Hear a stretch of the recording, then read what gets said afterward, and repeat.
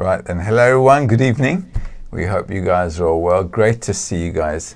Some of you we met at the Congress and it was really good. So I'm glad some of you could make it.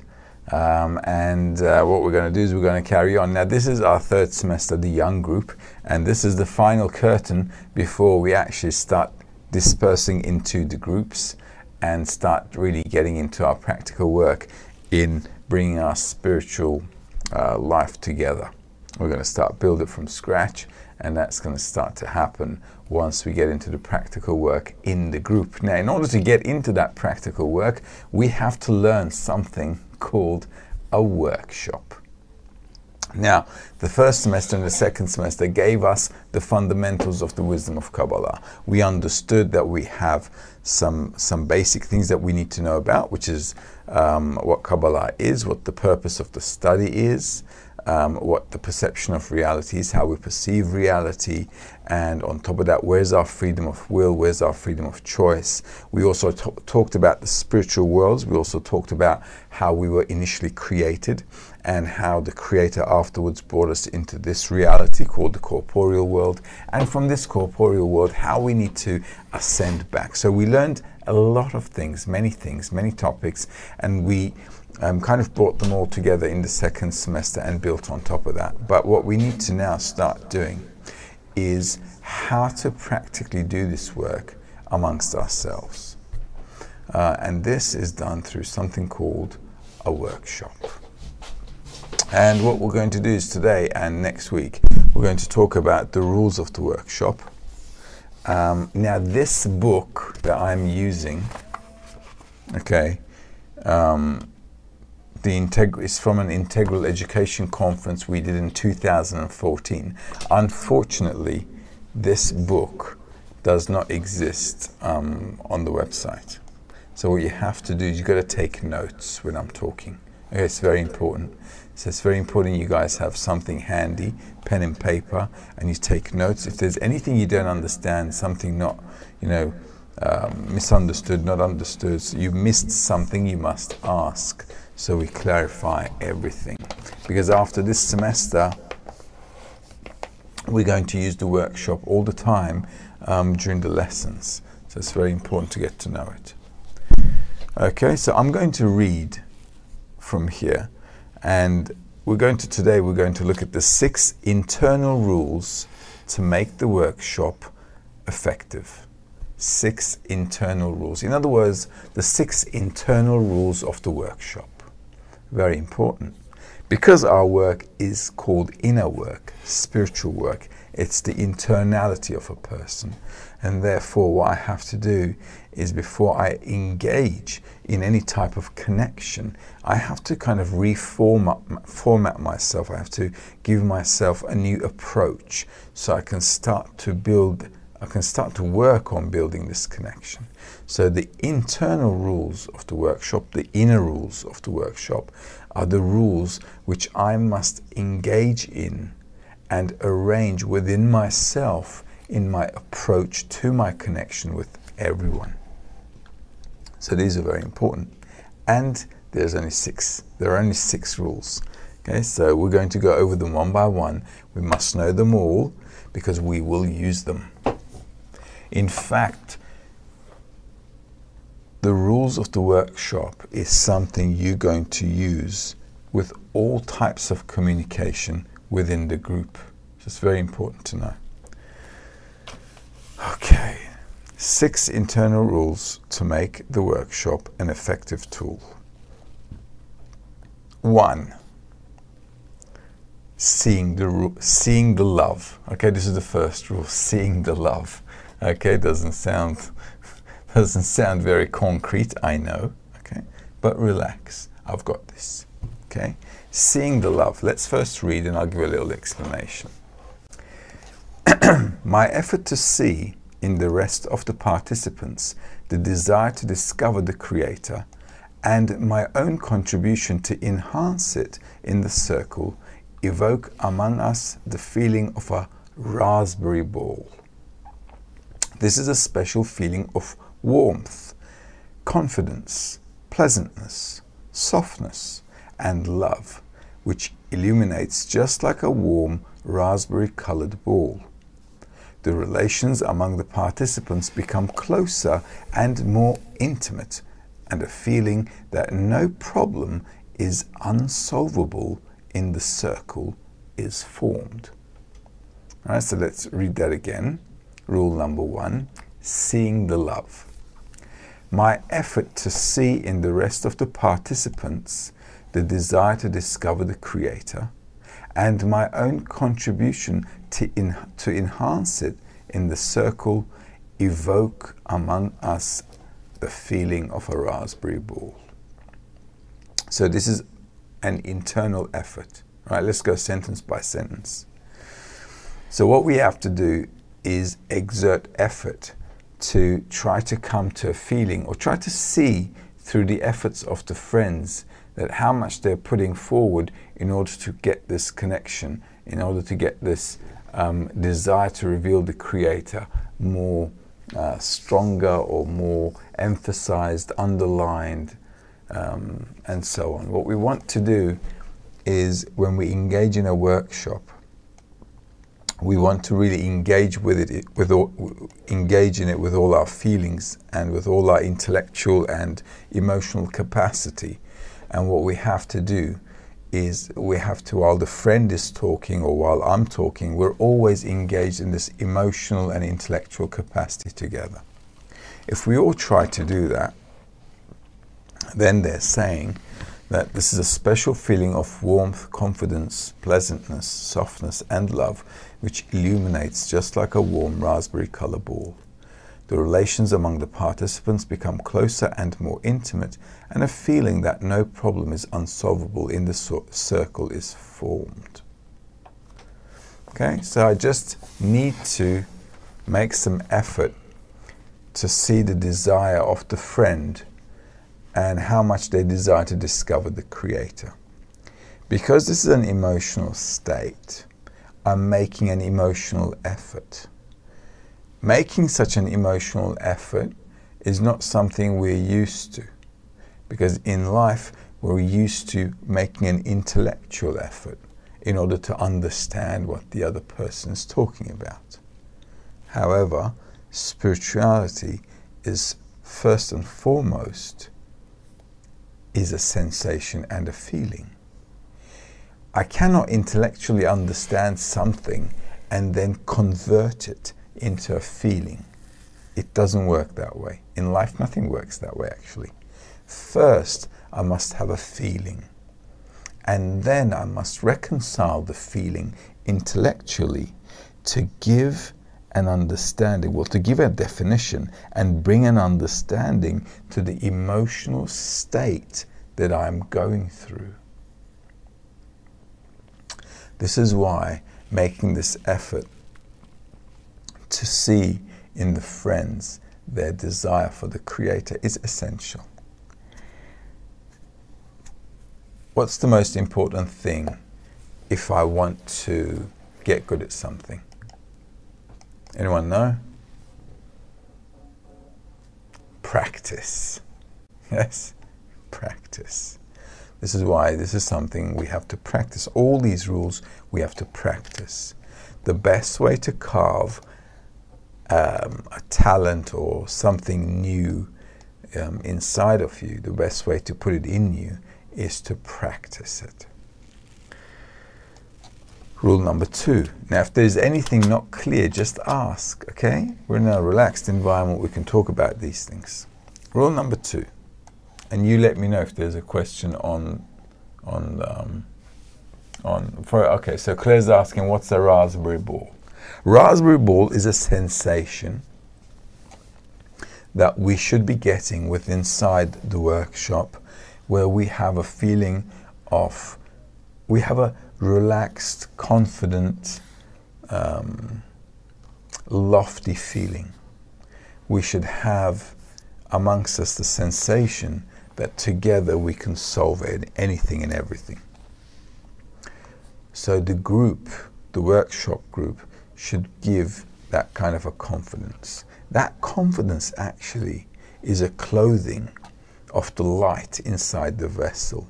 which is actually, I mean, your question is really good, but it's quite deeper than just saying it's a nice lofty feeling, because what that sensation of confidence really is, the light clothing inside our vessel. Think of it like this.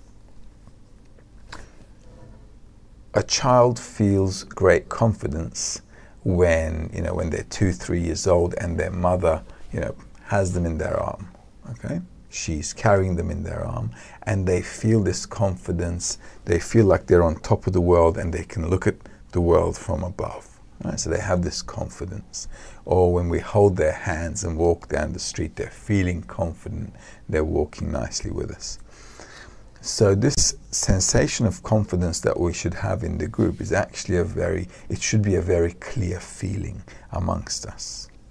Although here we're talking still raspberry ball, this definition they came up with in the Congress in Krasnoyarsk in Siberia. Okay, so I'm sure in Russian it must sound better. Okay, but this is an English translation for it. Okay, but it's the feeling of warmth, closeness, and confidence that we should have in our unity.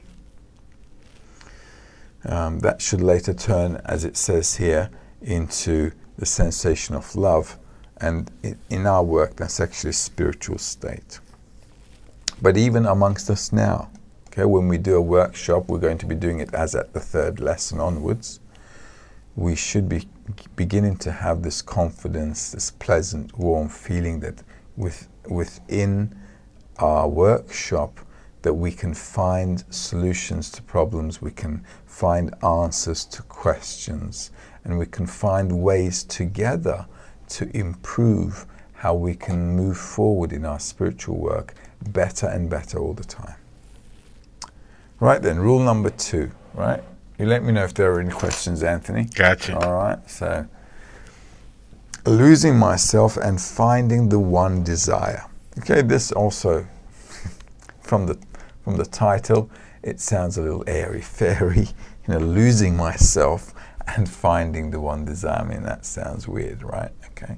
However, it's not weird at all. We're just going to get into it.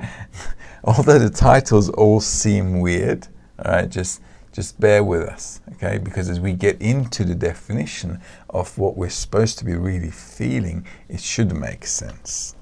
And if it doesn't, you can always ask. Losing myself doesn't mean I have to lose my mind and heart. There you go. Rather, it means I must direct my full attention to feeling the common mind and heart of the circle. I am like a cogwheel that joins a circle with sprockets. My efforts to move in sync with the rest of the wheels allow me to maintain myself on the one hand, yet feel my friends circling along with me and their role in the system on the other hand. This gradually creates in me a space where I can feel my friends' hearts. This state is called as one man with one heart. Now, this is a pretty lofty state in spirituality. So for us to understand it in our 3rd semester is going to be a little tricky. However, we like tricky stuff in this business. Now, when we're in a workshop, all of us are together, right? So let's say, 1, 2, 3, 4, 5, 6, 7. Okay, so let's say there are 8 of us here. So losing myself and finding the one desire means simply, who's with us today? We have Claire. Claire, let's say this is Claire. Who else? And we also have Enoch. Okay, how do I spell his name? E-N. Yeah. E-N-O-C-K. Oh, so Enoch. Okay, so Claire, Enoch, and let's say, give me a few names, man. All right, so we also have Muhammad. Muhammad. Yeah. And we've got Emmanuel. And we have, let's see here, we got Carmen over there. Hi, Carmen. Carmen's here, okay. And Marina. Marina. Who else? Simone. Simone. One more. I'm going to stick Dilly's up there because she is the official Queen of Chutney. Okay. All right. Fair enough. Now, let's say we're all in a workshop. Okay. What we want to do is losing myself and finding the one desire. Now, what did we say here? It's not that I'm losing my mind and heart. When we're in spirituality, we're always in between the emotion and the mind. So they must reconcile, otherwise I'll lose my balance. It's like walking on a single leg if I don't do things correctly. I need to learn how to walk on two legs, and one is emotion and the other one is in the intellect. And I must reconcile them all the time if I want to move forward steady and nice. So when we're inside a workshop, what we want to do is resolve a situation. Let's say we have a workshop about how we want to now advance in spirituality together. All right? So what we have to do is put our mind, let's say this is Dilys, okay? Dilys has to take her mind and her heart, okay? And what she has to do is, from her mind and heart, she contributes here, okay? And then Enoch does the same thing. Everybody contributes here. Okay, we go in a circle and we talk. Everybody contributes according to their mind and heart towards the circle of the group, towards the circle inside, in the circle here, let's say.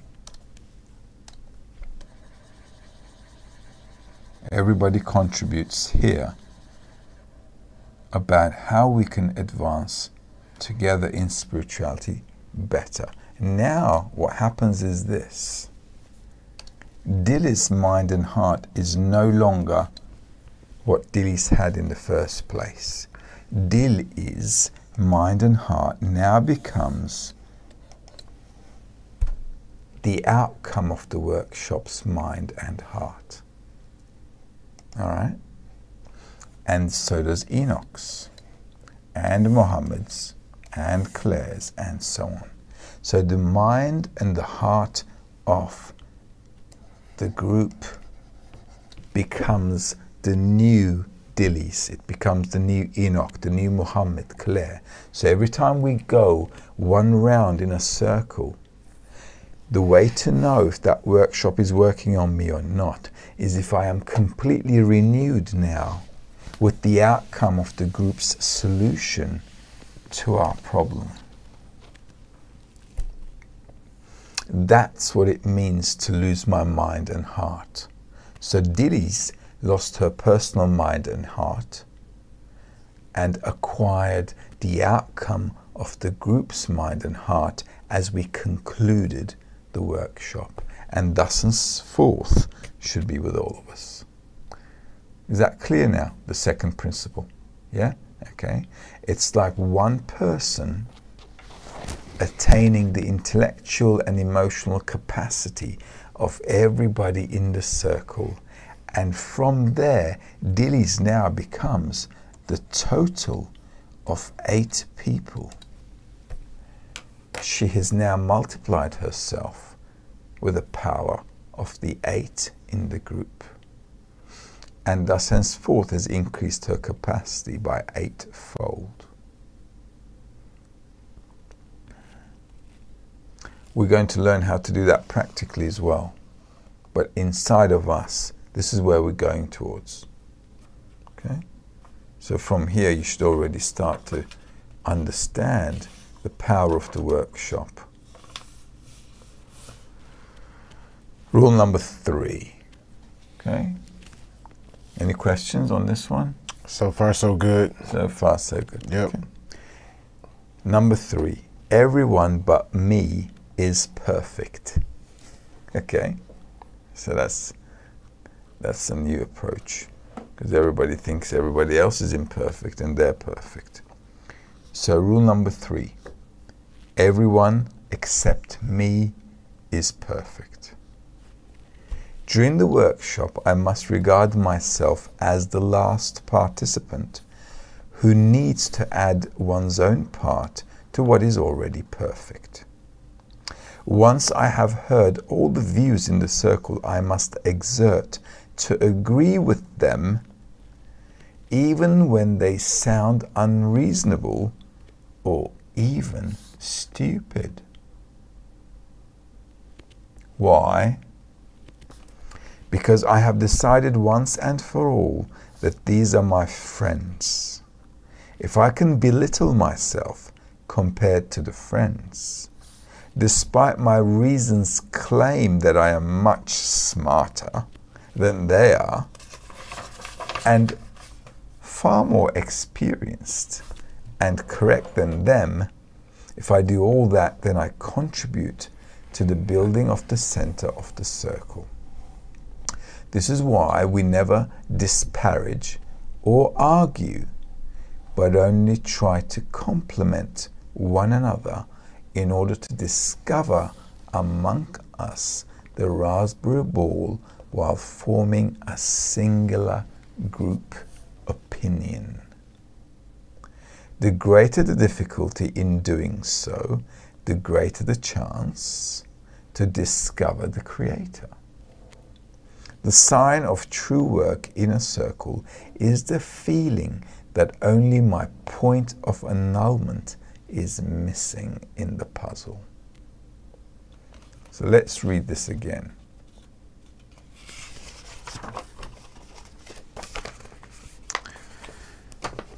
All right, so let me put my granddad glasses on. I can't read properly. Everyone but me is perfect. During the workshop, I must regard myself as the last participant who needs to add one's own part to what is already perfect. Once I have heard all the views in the circle, I must exert to agree with them, even when they sound unreasonable or even stupid. Why? Because I have decided once and for all that these are my friends. If I can belittle myself compared to the friends, despite my reasons claim that I'm much smarter than they are and far more experienced and correct than them, if I do all that, then I contribute to the building of the center of the circle. This is why we never disparage or argue, but only try to complement one another in order to discover among us that raspberry ball while forming a singular group opinion. The greater the difficulty in doing so, the greater the chance to discover the Creator. The sign of true work in a circle is the feeling that only my point of annulment is missing in the puzzle. Right. All right, so Judith's asking, can we have these rules written somewhere? Well, this is exactly why I'm talking very, very slowly today and reading slowly. And as I requested, you should have a pen and paper. All right? This is why we're going really slow, very slow. She also says, what's the name of the book you're reading? This is what I said in the beginning. It's the Integral Education Conference book from 2014. Unfortunately, it's not on the website because it was a conference booklet. That's why. Okay, so this is why I'm going slow. So make your notes. So let's see about this. Everyone but me is perfect. Now, this is an assumption that we go with because we learned together in the perception of reality that the whole of reality is where? It's at the back of my head. So everything that's on the outside is a reflection of my internal qualities, which I actually see at the back of my head. So in front of me, there really is nothing at all. So if I think that somebody is talking silly, and if I think that somebody is rather stupid, that's an indication that I'm quite silly and stupid. So that's why it says you shouldn't think of others as they're silly or stupid, because it's only It's only showing that you are silly and stupid. Okay? Because now we have to bring in the tools that we learned in the first and second semester, guys. Okay? Right? So this is very important. Because if I want to get a correct perception of reality, first of all, I need to understand that everything outside of me is a reflection of my inequalities. That's rule number one. Rule number two, that the whole of reality is only activated by the Creator, the force that governs the whole of reality. So if the Creator is acting with everything on the outside, which is governing my internal qualities, everything I see on the outside should show me what I need to change. And the only way to see what I can change with myself is by listening to the others and shutting the inner voice inside of me up. Now, when you listen to people normally on the outside, inside of you there's this other person that's talking all the time. Okay? If you want to see a correct picture of reality, you have to shut the person in you up and get everything from the people on the seemingly outside of you so that they can penetrate into you, because behind them is the Creator acting on them to influence your inside. Does that make sense? Am I making sense this evening? If I'm not just saying, Marty, you're not making sense at all. Okay, don't hesitate to ask questions, guys. This is very important. Okay, all of these rules in the workshop I know sound bizarre. Okay, they sound bizarre, but if we just relate to one simple concept with perception of reality, that everything is inside of me, and whatever I see on the outside is a reflection of my internality. And if the Creator is governing everything to give me tips and signs about who I am, and what I need to adjust and change, it becomes like this. It becomes like a cogwheel, like it mentioned here. It just fits into place. And then you begin to understand, oh my God, it's the Creator talking to me from the people on the outside, and from the emotions and the thought process I'm going through, I can now change these attributes that seemingly appear to be bad in me and turn them into something good and move forward.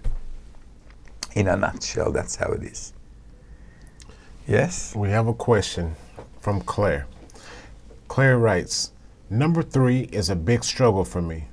How do I approach any difficulties I experience in the group if I have to focus only on the good of the group? I understand why that focus is important, but I have not experienced that force being powerful enough yet to be able to transcend the difficulty my ego experiences. In practical terms, what if someone says something I feel so offended by and I'm unable to stop wanting to change them?" And that's called effort. It's a good situation to be in, because you begin to see, with all the disruptions inside of you, with all the negative outbursts in you, with all the rejections and the discomforts that are caused in you, you begin to understand what you need to change. Here, the only way you can calm your emotional, explosions inside of you is by complementing it with intellectual information. Our genuine problem in spirituality is when we go through emotions due to the lack of information that we know, because we don't read a lot and we don't try to fill our intellectual mind with information as well, is that when we go through an emotional turmoil or something upsetting, we can't relate it to the information we learned. So it becomes a drama. It's a drama for everyone in humanity as well. Every time we suffer, the only pain is because we don't know why we suffer. if we knew the answer to the cause of suffering, we wouldn't actually suffer. We'd just go and solve the problem. So here what we have to do is this. We have to, this is why I'm doing all these explanations, because we have to understand it intellectually and emotionally. We're going to have a workshop, let's say, and somebody says something stupid. I should immediately, okay, not be against that person. I should be like a sponge. I should take it in, like in this diagram I put here. When Dilly starts the workshop, she's just one person. That's just Dilly. So you can see how small that is. It's just Dilly's living in her cube, okay? But now, even though, let's say, Enoch said something really silly, Dilly's isn't against that. According to Dilly's, that's something silly, but even silly things can contribute to my understanding. So I have to keep an open mind, an open heart to see what I can pick up. Okay? Many great ideas in the world appear to a lot of people as something stupid. Okay? Because, you know, flying, according to many people 100 years ago, was a very stupid idea, because they would, you know, how are you going to get a bunch of metal up into the sky? Okay? It was a stupid idea for a lot of people. It was a stupid idea to think we could go to the moon 100 years ago. It was just stupid, okay? But there's no such thing as stupid. It's just, to me, it appears that way. So I have to just keep an open mind about it, and I have to understand that I have to get out of my mold. I've got to get out of my comfort zone. If I don't, I can't enrich myself. So our biggest problem is, if we don't do that, Dilly's gets stuck in her cube and she can't move forward. So what I have to always do is just be open to what the friends are saying. By doing that, I'm beginning to add everybody onto me. So I had, let's say, an opinion of myself. I had my personal opinion here. Okay, so Dilly's had her personal opinion here. But by not rejecting the opinion of others, and by putting them all inside this little bundle here, by putting everybody's opinion here, by not rejecting anything, Dilly's now has the opportunity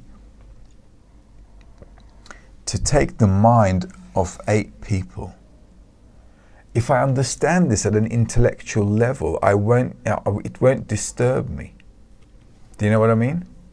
If I understand intellectually that I can take a little bit from everyone, okay, even if I can't take everything that they're saying, because it's just like, you know, impossible, let's say, at this moment. But even if I take a little bit from Enoch, a little bit from Mohammed, a little bit from Claire, a little bit from Emmanuel, Carmen, Marina, all of a sudden Simone, and all of a sudden I take a little bit from everyone, I've already expanded myself. Just to know this at an intellectual level can ease me to do this process. This is why understanding it is important.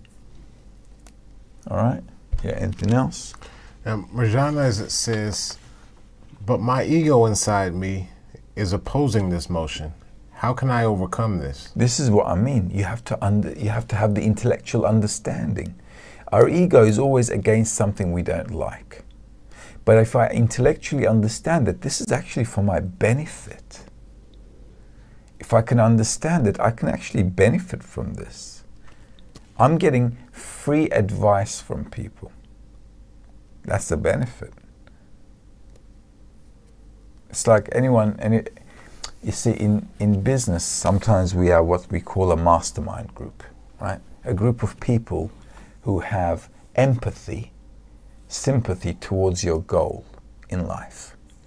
And you trust them. And you trust that they're educated and they're conscious. And you trust them that they'll give you a right direction. You seek advice from those people. You know, like your wife or husband, your parents, you trust them, and in your mind they're like these little masterminds, and they can give you advice and recommendation.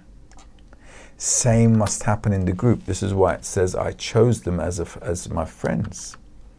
During the workshop, I must regard myself as the last participant who needs to add one's own part to what is already perfect.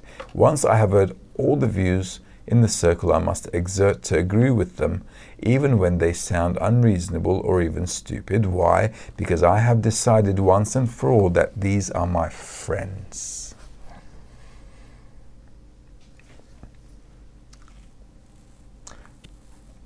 So I have to convince myself that I'm getting free advice, I'm getting good advice, and it's going to help me advance on the way.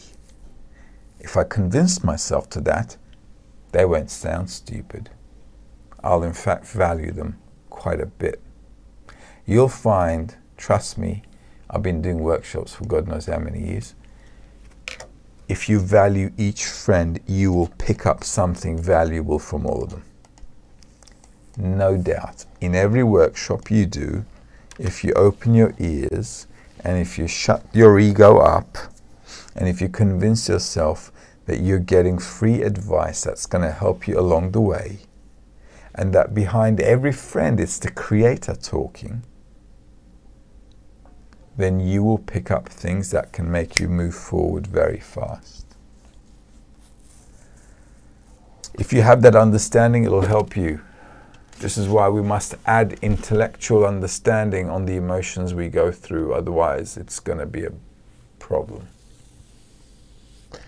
Now, Jose says, my internal thinking and the external of the group, in what proportion? What do you mean, what proportion?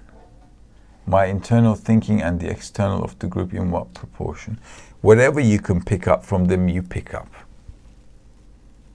And you add it to yourself.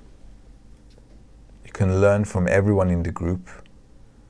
And you can take everything from them. Really, trust me, it's like the Creator talking behind the friend, because everybody's like a puppet in the world. Okay, listen, our minds work quite simply. Okay, we're very, very simple creatures, right? We talked about the perception of reality. Here, we have 5 senses. Okay, so our intellectual capacity with our 5 senses bring us, an intellectual understanding of this world. Intellectual understanding. Okay? Understanding. Okay, that's us. Underneath it, though, this is our subconscious mind.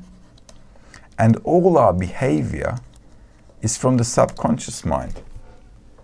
Everything. This is how you wake up, how you eat, how you drink, how you talk to people, how you react to people. It's all on autopilot. How many of you guys think before you talk to someone or respond to someone? It's all on autopilot. This is why the Creator is behind everyone. How many of you are thinking before every word and every sentence? Guys are thinking 3 times a year, I heard. Not a lot. For the treasure we have in between our ears, it's a disgrace. Okay? Why? Because we're on autopilot. Why? Because Mr. Creator upstairs is running the show. If I understand He's running the show already, and if I understand He's making my friend talk, paka, paka, paka, if I understand that already, I've got something to take from this guy. Take example from our own lives. This is why our subconscious, it's like on autopilot. It's just like running. This is, come on guys, we went through this, no? And I'm going to take you back all to the first semester. Serious, not kidding. Okay. All right, rule number 4. They are the brain. I am their hands and legs. Okay, another title. To develop the proper attitude during the discussion, you can imagine that only you can help solve their problems. You can see it from the perspective of parents whose children want something from them, so they listen to their words with love and full of attention. Another way to relate to the situation is to tell yourself that since you cannot appreciate the importance of their words, you will help them however you can. In a way, they are your brain and you are their hands and legs. Let's read it again. Number 4. They are the brain, I am their hands and legs. To develop the proper attitude during the discussion, you can imagine that only you can help solve their problems. You can see it from the perspective of parents whose children want something from them, so they listen to their words with love and full of attention. Another way to relate to the situation is to tell yourself that since you cannot appreciate the importance of their words, you will help them however you can. In a way, they are your brain and you are their hands and legs. Okay? This is what happens. Okay, Claire, this should be okay with you now. Okay? This should settle in. Think of them as the brain and you just do what they say. Okay? Might not sound so great, but it actually works. Okay? Imagine the number of times you wished you had listened to what somebody else said and you didn't. Okay? This happens especially in the family. When your spouse or your parents tell you something and you stubbornly don't do it and you go your own sweet way, and usually life gives you a big slap. Laws of nature. Because we don't learn from experience. So the Kabbalists are saying something simple. Listen, if I'm in my little box and if the Creator is governing the whole of reality, and if I now annul my ego, annul myself, and I try to pick up from all the other people around me something, an answer to an answer to our problem, a solution to the problem, by gathering all their ideas, I can actually build a solution. There's a really good, there's a really interesting research. When you bring a group of people together to solve a problem, and they're not geniuses, right? Standard IQ people. You bring them together to solve a problem, they come up with a similar or even a better solution than what a very high IQ person would. This is very interesting. It was a really nice study to read, actually. It's on the internet somewhere. You can find it and read it. If a group of people come together to solve a problem, they can come up with a better solution than a genius.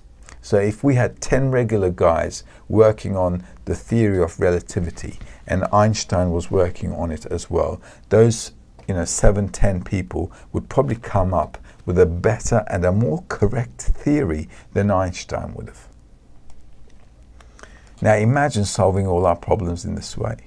Imagine solving all the questions in this way. Any drama, any problem we had, all of us come together. In order to solve the problem, we just do our best to connect, and we do our best to annul our ego. We do our best to take everybody's opinion and really work with it. We can come up with the correct solution. Anybody heard about the wisdom of the crowd? Yes? If you haven't, you must read it. Go onto the internet afterwards, type into Google, the wisdom of the crowd. This is such an amazing thing. Do it after the lesson. Mohammed, after the lesson, not now. Okay? Yeah, after the lesson. And read what it is. You will be shocked, and this is exactly what we're doing. And this is what the Kabbalists did 3,500 years ago. It's amazing. They're coming up with this whole stuff now, especially at a period where humanity now needs to make that leap to spirituality. It is just a wonder when you see all these scientific things coming up into light. They're all surfacing exactly at the point where humanity needs to now discover the next level of existence, a higher level of consciousness. It's really bizarre. Okay. Whew.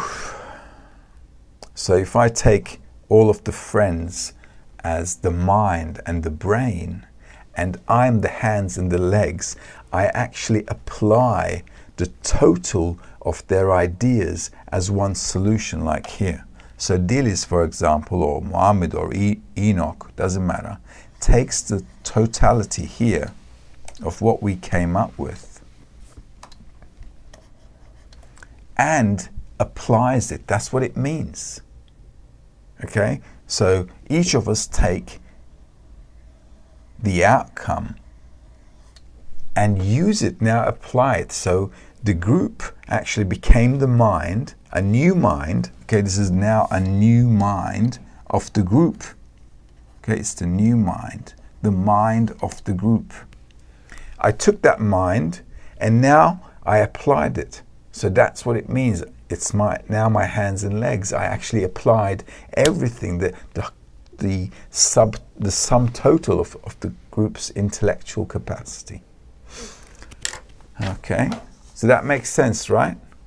Yeah, I was the only one that made sense, right? Okay, that makes sense. Good.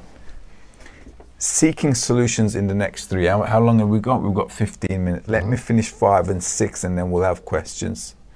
Seeking, number 5, seeking solution in the next degree. Have you ever felt that you're in a deep fog, unable to see or perceive anything until a light suddenly appears and matters become clearer as answers rise from within? This is how the search for the solution takes place in a circle. It works this way because the question is asked from the current level of connection, but the answer is found in the next level. There is another more futile. There is nothing more futile than to seek the solution on the same level. Yet it is a mistake humanity has been making consistently for millennia in every field of life. The solution to any problem comes from the next degree of connection and accord among us. When we rise to the next level, the Creator will give us the eureka, namely the new mind and heart by which we will be able to cope with the challenge. Okay, this is also very obvious in school.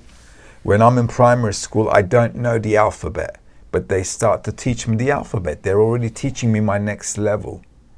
Otherwise, I'd never move to the 2nd grade or the 1st grade, would never finish, right?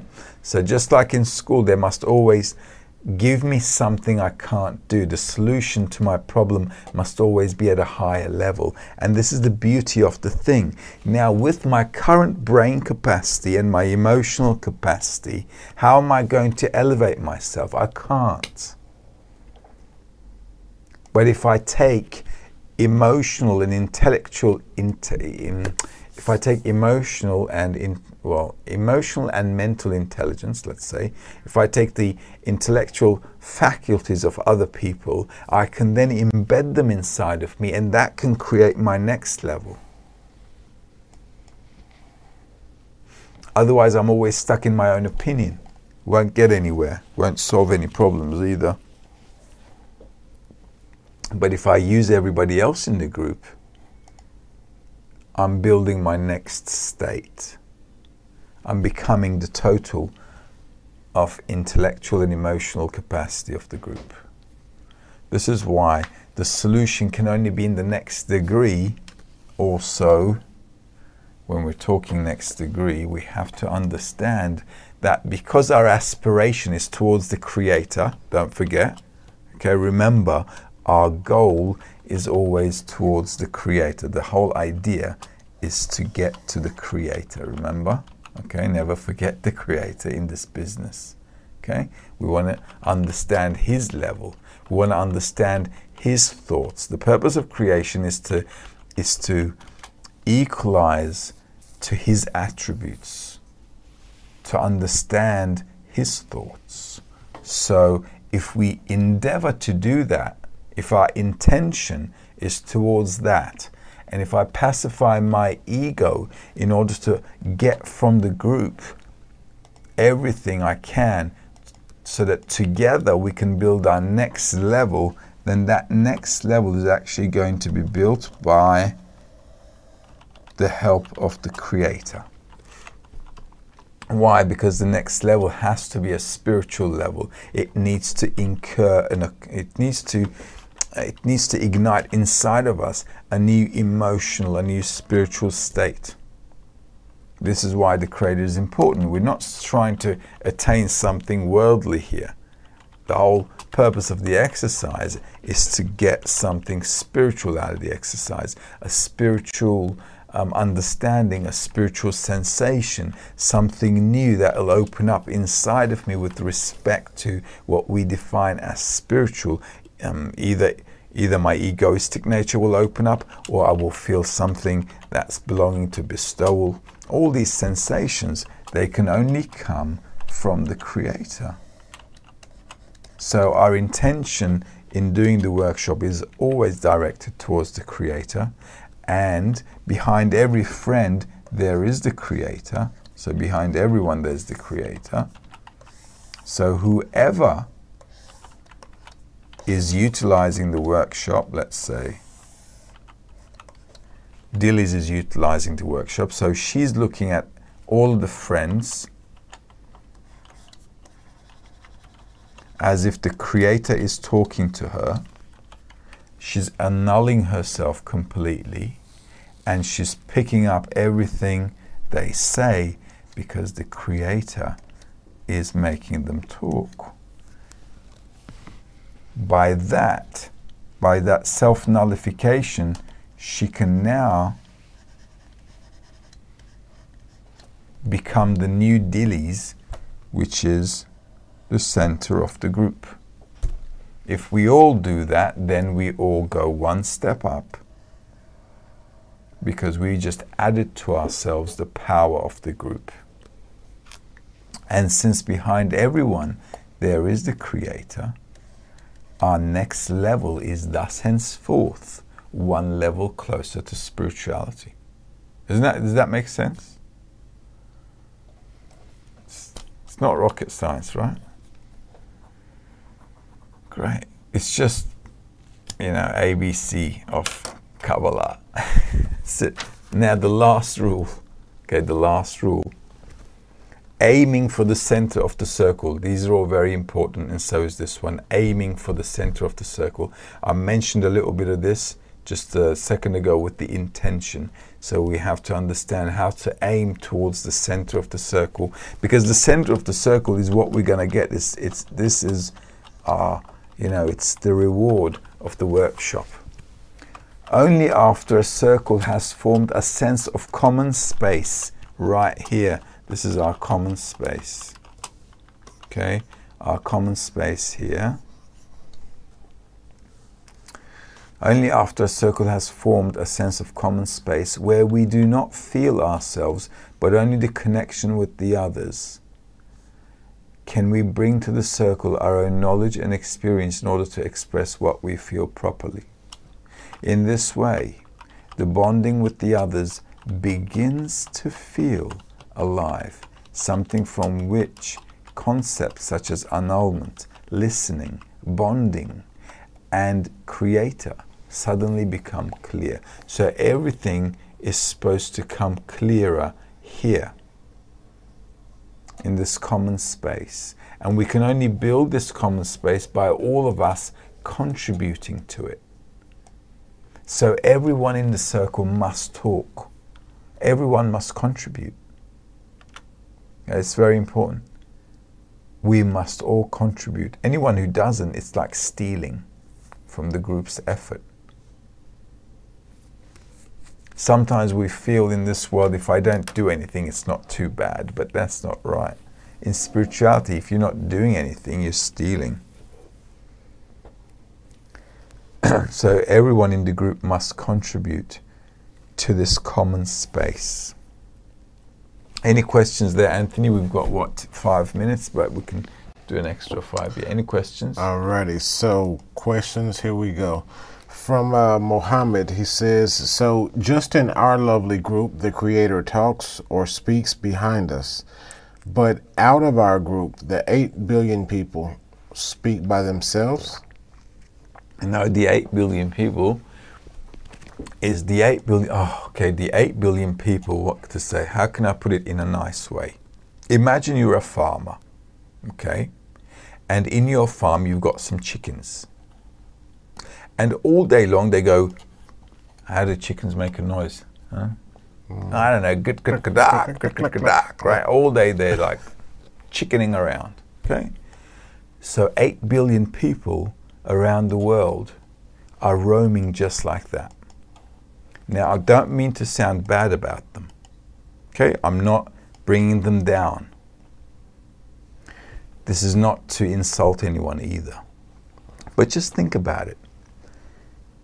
You're in your farm and your chickens are rolling, they're all roaming around, and all they do is they, pick on stuff to eat, right?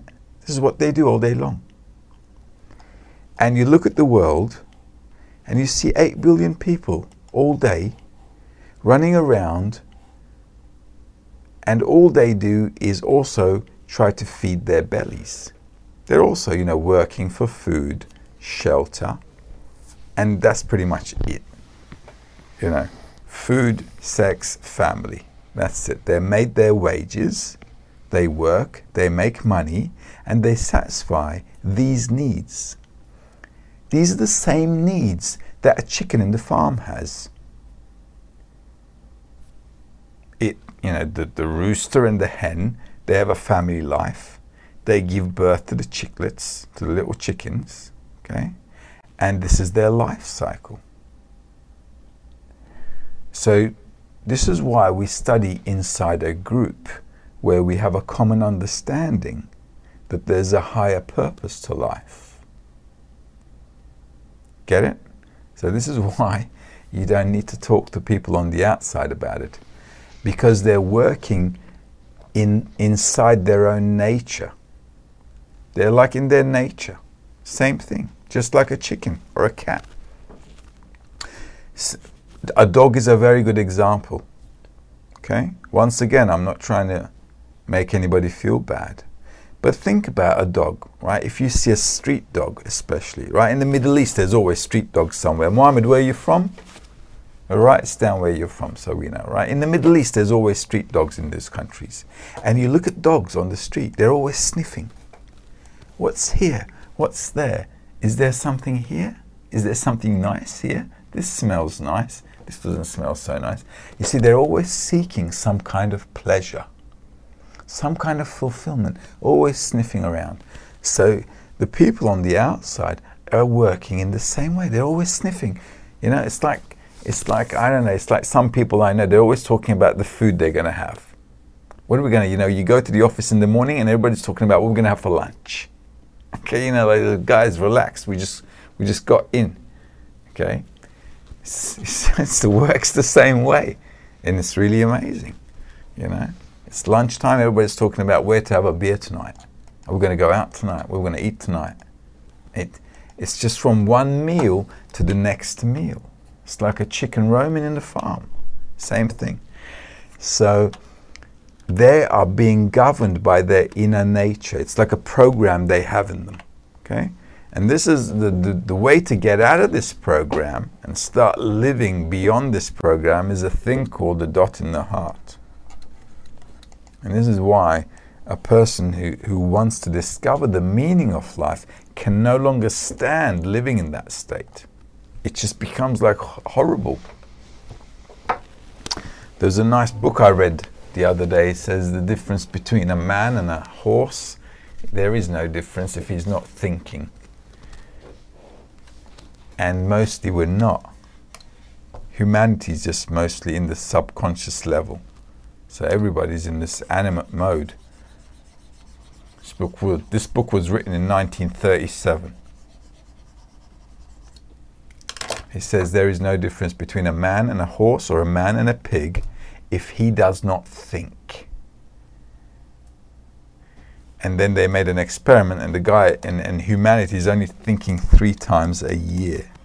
3 times per year. So on average. It's shocking. So spirituality can only be done by a bunch of people who've got a dot in the heart, or we've got nothing to talk about. Otherwise, we'll be talking about what we're going to eat all day. Yeah. Now, Adrian from Romania is asking, this new mind and heart, where do we apply it first? In the group, outside the group, or everywhere? Inside the group. Spirituality you only do inside the group. When you're going on the outside, in the outside world, you just behave like everybody else. Spirituality is inside the group, because spirituality is, guys, spirituality is in between the dots in the heart. This is why we keep it in the group. Okay, the dots in the heart here in the group, these are the ones that are connecting. These are all our dots in the heart, so everybody's got a dot in the heart. These dots are connecting. We're connecting these dots. That's all. Okay, this is how you make the center of the group. Yep, anything else there? Oh, yes. Varga from Romania says, it is like multiple computers connect. It's like multiple computers connect with a central computer. But where is the creator? The creator is the central computer. That's our new outcome right here. Okay, so we're inside a network. When all the computers connect together, we become this mainframe. Okay, we attain actually the mainframe, which is, there we go, is the creator there.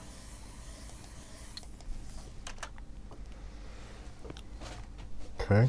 Now, Claire is asking, how can you be sure that no one who hasn't learned Kabbalah has a spiritual potential? Once again, how can you be so sure? How can I be? How can we be sure that no one who hasn't learned Kabbalah has a spiritual potential? Spiritual potential means a dot in the heart. The reason that's called a spiritual potential is because this point belongs to, guess who? Yes, it belongs to him. It's not from us. This is why if the dot in the heart doesn't awaken, we live inside our animate nature. Food, family, sex, money, honor, and knowledge. That's it. That's it. You're stuck in your nature. In order to get out from our nature, this is why we need a dot in the heart. Because getting out of our nature requires something from outside our nature. So spiritual capacity means I need to have a sensory organ that can connect with the force that's outside of me, which is the creator. You see, otherwise you can define, there's 3,800 religions and spiritual methods out there. 3,800. All of them have, if you add them together, all of them have more than 3,000 gods. Yeah. But relax. I'm sure your one is the right one.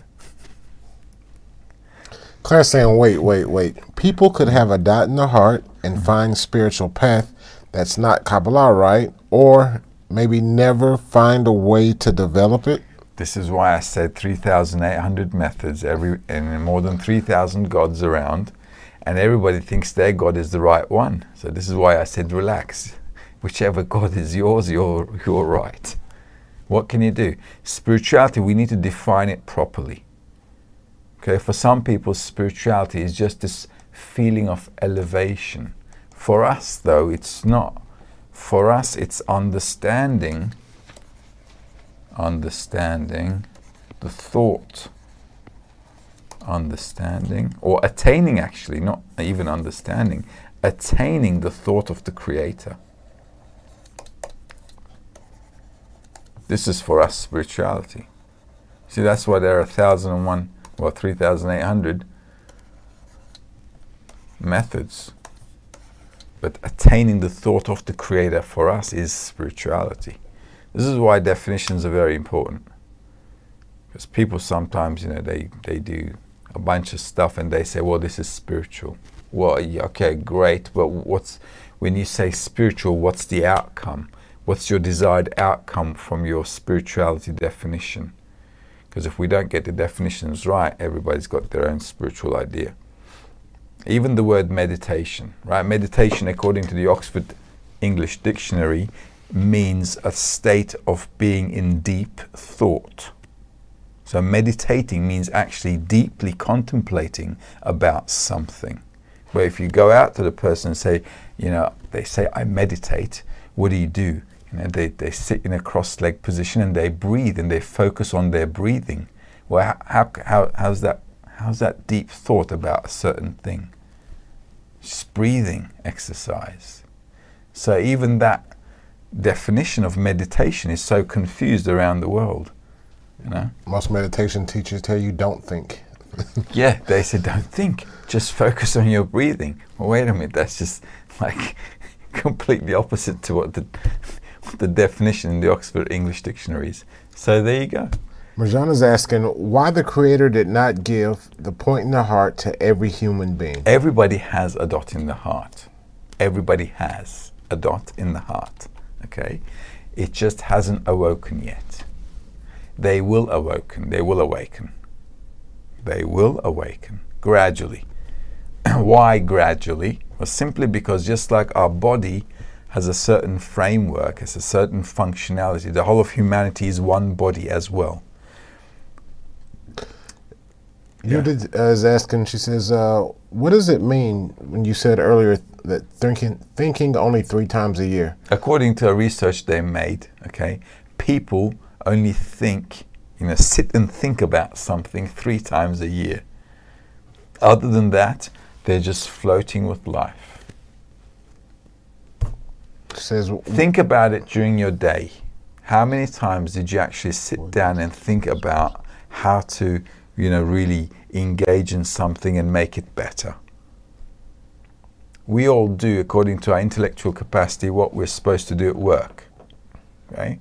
We get up, we do what everybody does. We go to work because everybody else goes to work.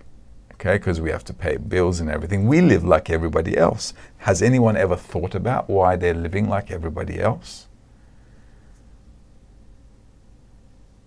I don't know, have you guys thought about why you're living the way you're living? Just sit and contemplate about that. Why am I going to work? Do I have to go to work? Okay. Because I go to work because everybody else is going to work. That's what our mind tells us because this is what we see. So we don't think at all.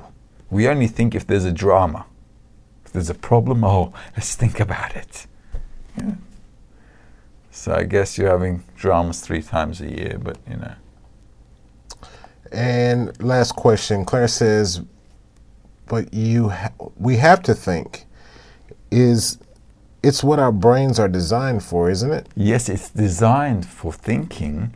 Yes. If we could utilize it, wouldn't that be lovely?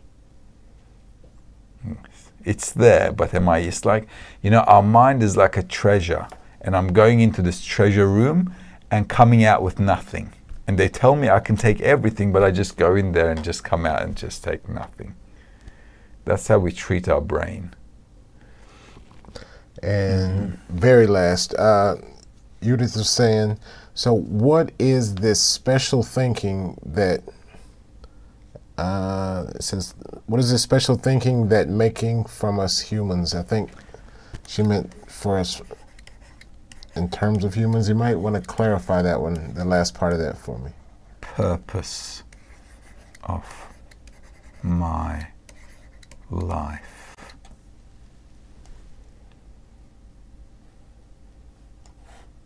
That's called thinking. Why am I living the way I'm living? Why am I doing the things I'm doing? What am I living for? Do I have a purpose in my life? These are the deep contemplations. This is the purpose of my life. What else do you have to think for? If you're not thinking about this, you're just like floating with life. That's it.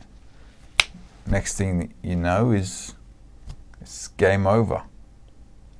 And lesson's over as well, 10 minutes late. Okay, and it's not my fault, it's your questions. Right then, you guys. Now, next week, we're going to do 6 external rules for the workshop. These were internal rules. I strongly recommend you go over them. Okay, these are very important things. If we want to develop, we have to start exercising inside. So we must understand why we need to exercise on the inside. The reason a lot of people float with life and nothing comes out of them, they never become anyone. They just are like numbers. Okay, it's like chickens in the chicken farm, right? Sooner or later, they just end up at the supermarket. Same with our lives. You know, if we don't do something about it, sooner or later, we're just like ending up in the supermarket shelf as well. You know. So if you have the time, you should go over them. You should think about them and how we can, how you can do this, how you should do this. You should bring together your knowledge from the first and second semester on how you should apply this. We are humans if we think. Okay, so let's try to think about what we learned and how we can do them. Next week, we're going to do the external rules. And then on the 3rd week of the young group, we're going to start doing workshops. Yes. You had a thinking moment, did you? Claire. Claire wants to know, what can they read over this week to reinforce what they've learned today? What can you read this week to reinforce what you could read? First of all, you can go over this lesson. That's rule number 1. Okay. Second of all, I think from Rabasha's social writings, you could read The Purpose of Society 1 and 2. You could read those. They're all on the internet, okay, on the website. Purpose of Society 1 and 2. They're really short articles. Okay.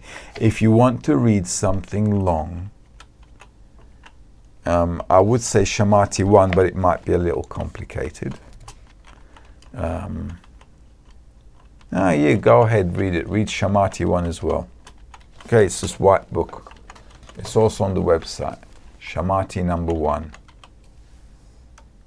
There's none else besides him is the article. Everything, how the Creator is taking care of everything. Why is it important? Because I have to integrate myself into that. I have to start picking up the things that he's doing. Instead of just floating in life, I have to start keeping, I've got to like open my radar and just like start picking up all the signals. So read Rabasha's social writings. They're important. We have to know how to nullify ourselves, how to pacify ourselves, how to see the friends greater in our eyes. We have to learn how to do those. And on the other hand, we have to also understand that the Creator rules the whole of reality, and how through these two things, on the one hand annulling myself, and on the other hand letting the Creator work on me, start to build a connection with the Creator through the friends. Whew. And that's in a nutshell young group lesson number 1. Guys, have a great evening. All right, great to see you all. I have missed you, I must admit. All right, we'll see you guys next week. All the best. Take care. Bye.